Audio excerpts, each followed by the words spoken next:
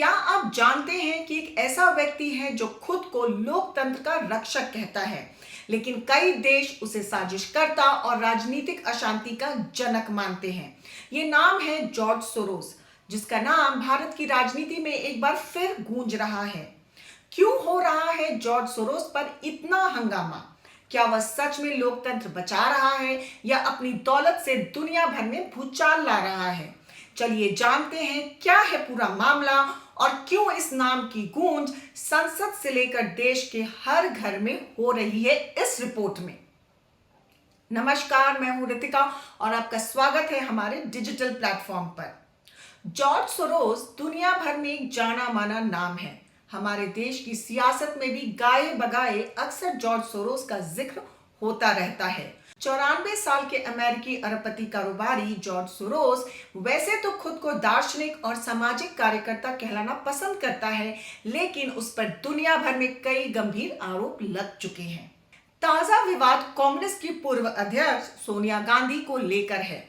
BJP का आरोप है कि Sonia Gandhi forum of democratic leaders in Asia Pacific नाम के एक ऐसे संगठन से जुड़ी हैं जिसे अमेरिकी कारोबारी जॉर्ज सोरोस फंडिंग करता है। यही नहीं, यह संगठन कश्मीर को भारत से अलग करने की मांग करता है। सोरोस पर सियासी संग्राम। इससे पहले भी कई बार कांग्रेस और गांधी परिवार पर बीजेपी इस तरह के आरोप लगा चुकी है।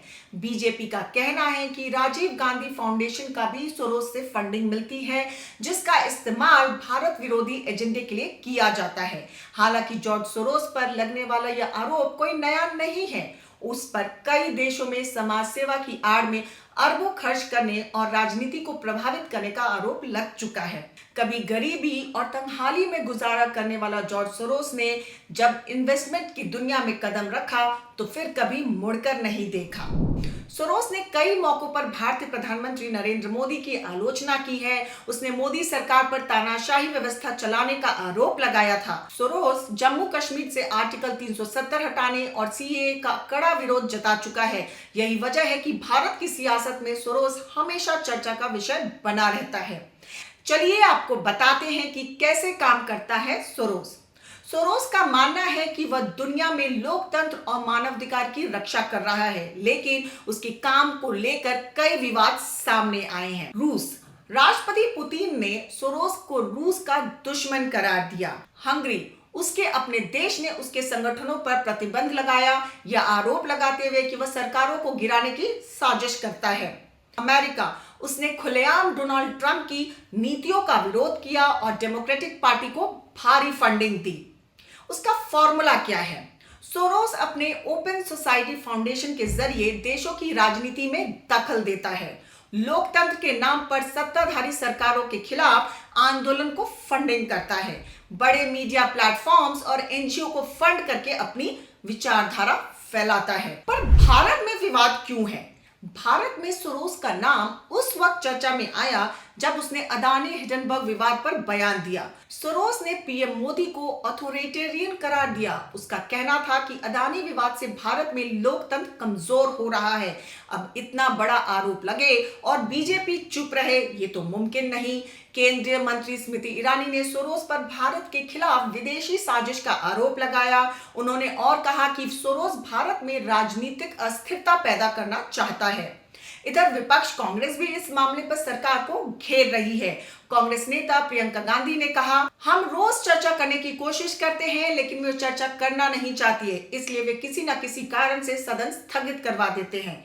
राहुल गांधी ने भी अपनी बात इस पर रखी और कहा कि हम अडानी मुद्दे पर चर्चा नहीं छोड़ेंगे। राहुल ने लोकसभा स्पीकर ओम बिरला से भी मुलाकात की और कार्रवाई से अपमानजनक बातें हटाने की मांग की। राहुल ने कहा, हमारा मकसद है कि संसद चले, संसद में चर्चा हो। वो यानी कि सत्ता पक्ष मुझे क्या कहते हैं ये मायने नहीं रखता। हम चाहते हैं कि 13 दिसंबर को संविधान पर चर्चा हो।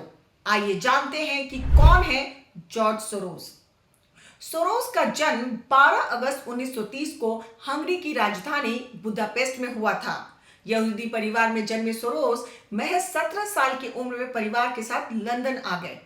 फोर्ब्स की रिपोर्ट के मुताबिक सोरोस के पिता एक वकील थे और नाजी कब्जे के दौरान उन्होंने अपने परिवार की पहचान छिपाने के लिए अधिकारियों को रिश्वत देकर नकली दस्तावेज तैयार करवाए थे। बाद में उसने लंदन स्कूल ऑफ इकोनॉमिक्स में पढ़ाई की और फाइनेंशियल ट्रेडिंग में महारत हासिल की। कैसे बना इतना अमीर? सोरोस को शख्स जिसने बैंक ऑफ इंग्लैंड को तोड़ दिया के नाम से भी जाना जाता है।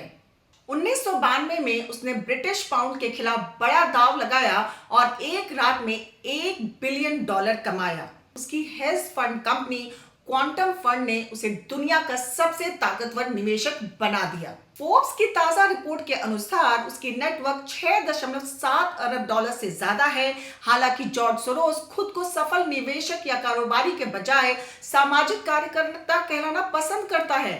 उसने अपने ओपन सोसाइटी फाउंडेशन के जरिए दुनिया भर के करीब 100 देशों तक पहुंच बनाई है। कहा जाता है कि समाज सेवा की आड़ में जॉर्ज सोरोस कई देशों की राजनीति को प्रभावित करने की कोशिश करता रहता है। जॉर्ज सोरोस को अक्सर दुनिया की राजनीति का सुपर विलेन कहा जाता है। कलर रेवोल्यूशन का जनक सोरोस को कलर रेवोल्यूशन जैसे आंदोलनों का जिम्मेदार ठहराया गया है, जहां सरकारों को लोकतंत्र के नाम पर गिराया गया।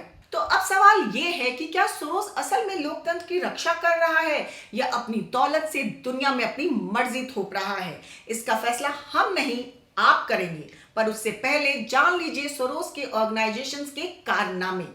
Open society foundation George Soros का प्रमुख संगठन है जो 1999 से भारत में कई गैर सरकारी संगठनों की फंडिंग कर रहा है। इसमें शामिल है नमाति, जो पर्यावरण संरक्षण के लिए काम करती है। इसकी सलाहकार परिषद में अमर्त्य सेन और जॉर्ज सोरोस शामिल हैं। ह्यूमन राइट्स लॉ नेटवर्क, जो भारत के राजद्रोह कानून की आलोचना करता है और रोहिंग्या मुसलमानों को कानूनी सहायता प्रदान करता है। शेरपा, जिसने राफेल सौदे के खिलाफ शिकायत दर्ज की और जिसे ओएसएफ से वित्तीय सहायता मिलती है। एमनेस्टी इंटरनेशनल, जिसे ओएसएफ फंडिंग देता है और जो भारत में मानव अधिकारों के मुद्दों को उठाती रही है। फ्रेंड्स फॉर डेमोक्रेसी, जो जॉर्ज सोरोस के बेटे जोनाथन सोरोस द्वारा संचालित है। इस एनजीओ ने भारत के लोकतंत्र और मानवाधिकार रिकॉर्ड की आलोचना करते हुए मोदी मिराज नामक विवादास्पद रिपोर्ट जारी की, जिसमें भारत के वैश्विक उदय को एक मिथक बताया गया। मीडिया डेवलपमेंट इन्वेस्टमेंट फंड, जिसे जॉर्ज सोरोस ने शुरू किया और जो स्वतंत्र मीडिया कंपनियों का समर्थन करने का दावा करता है, इसमें कई वामपंथी वेबसाइटें शामिल हैं जो भारत में कथित तौर पर वामपंथी विचारधारा का प्रचार करती हैं। सोरोस ने वैश्विक मीडिया संगठनों जैसे वॉशिंगटन पोस्ट, न्यूयॉर्क टाइम्स और सीएनएन में लाखों डॉलर का निवेश किया है। इन मीडिया संस्थानों के आर्टिकल अक्सर ओएसएफ द्वारा वित्त पोषित एनजीओ पर आधारित होते हैं और भारत को टारगेट करने वाले नजर आते हैं। इसके अलावा सोरोस द्वारा वित्त पोषित एनजीओ सोशल मीडिया का इस्तेमाल करके भारत के मानवाधिकार रिकॉर्ड, लोकतंत्र और आर्थिक नीतियों के खिलाफ गलत सूचना और प्रचार फैलाने का काम करते हैं। सोरोस से फंडिंग प्राप्त करने वाले कुछ संगठन का संबंध आतंकवादी गतिविधियों से भी जोड़ा गया है। इनमें अल हक, अल मिजान, एनार, इफोम, इंसान, इस्ना और कोर जैसे इस्लामिक संगठन शामिल हैं जो कथित तौर पर आतंकवादी गतिविधियों से जुड़े हुए हैं। इन संगठनों को सोरोस से करोड़ों रुपए की सहायता प्राप्त होती है। सवाल यह भी है कि भारत को क्या करना चाहिए? भारत को अपनी आंतरिक नीतियों को मजबूत करना होगा ताकि विदेशी ताकतें हस्तक्षेप ना कर सके। फेक न्यूज और प्रोपेगेंडा से बचने के लिए सख्त साइबर नीतियां बनाने की आवश्यकता है। भारत को आत्मनिर्भर बनकर ऐसी विदेशी शक्तियों से निपटना होगा। क्या आपको लगता है कि जॉर्ज सोरोस लोकतंत्र का सच्चा हितैषी है या वह सिर्फ अपनी दौलत के दम पर दुनिया को अपनी मर्जी से चला रहा है? और इस सोरोस से कैसे निपटना चाहिए मोदी सरकार को? अगर आपको ये रिपोर्ट पसंद आई हो तो बने रहिए हमारे साथ, क्योंकि खबर के हर चौराहे पर पोस्टमैन आपको मिलेगा सत्य के संदेश के साथ। जय हिंद, जय भारत।